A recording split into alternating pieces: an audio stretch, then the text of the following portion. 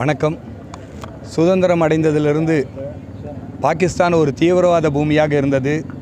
தினந்தோறும் தீபாவளிக்கு பட்டாசு வெடிப்பதைப் போல பாகிஸ்தானிலே வெடிகுண்டு தாக்குதலை இந்த தீவிரவாதிகளை காஷ்மீரில் பாகிஸ்தானுடைய ஆதரவான தீவிரவாதிகள் தாக்குதல் நடத்தி கொண்டே இருந்தார்கள்.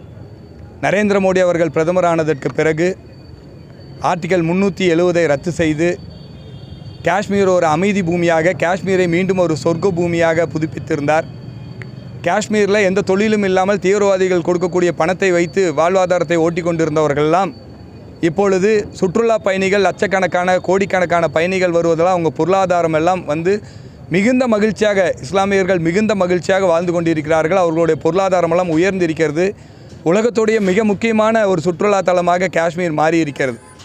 இதை பார்த்து பொறுத்து கொள்ள முடியாதவர்கள் காஷ்மீர் மக்கள் இந்த அளவுக்கு தமிழகத்தில் சொல்லி கொண்டு இருக்கிற மாதிரி ஏதோ பாரதிய ஜனதா கட்சி ஆட்சிக்கு வந்தால் சிறுபான்மையர்களுக்கு ஆபத்து, சிறுபான்மையர்கள் இயல்பாக வாழ முடியாது என்று தமிழகத்தில் இந்த திராவிட முன்னேற்ற கழகம் பொய் பிரச்சாரம் செய்வதைப் போல காஷ்மீர்லேயும் பொய் பிரச்சாரம் இருந்தது. பாரதிய ஜனதா கட்சி ஆட்சிக்கு வந்தால் சந்தோஷமாக இருக்க முடியாது சிறுபான்மையர்கள்.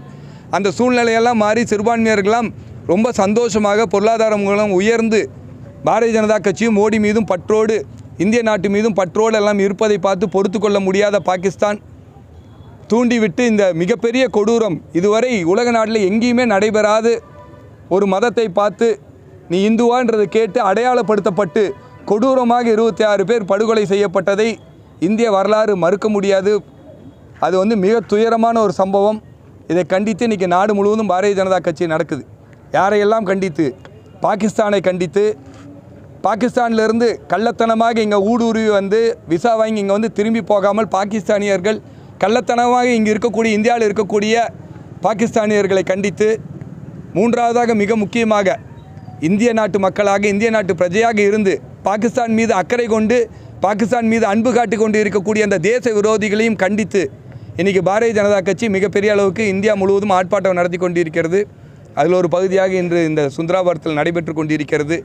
ஒட்டுமொத்த 140 கோடி மக்களும் ஒன்றிணைந்து நரேந்திர மோடி அவர்கள் பின்னாலும், இந்திய நாட்டு பின்னாலும் ஒன்றிணைந்து வருங்காலத்தில் இதுக்கு தக்க பதிலடியாக உலக வரைபடத்திலிருந்து பாகிஸ்தான் என்ற நாடு மிக விரைவில் இல்லாமல் போகும் என்பதை காட்டுவதற்காக இன்றைக்கி இந்த ஆர்ப்பாட்டமானது நடைபெற்று கொண்டிருக்கிறது.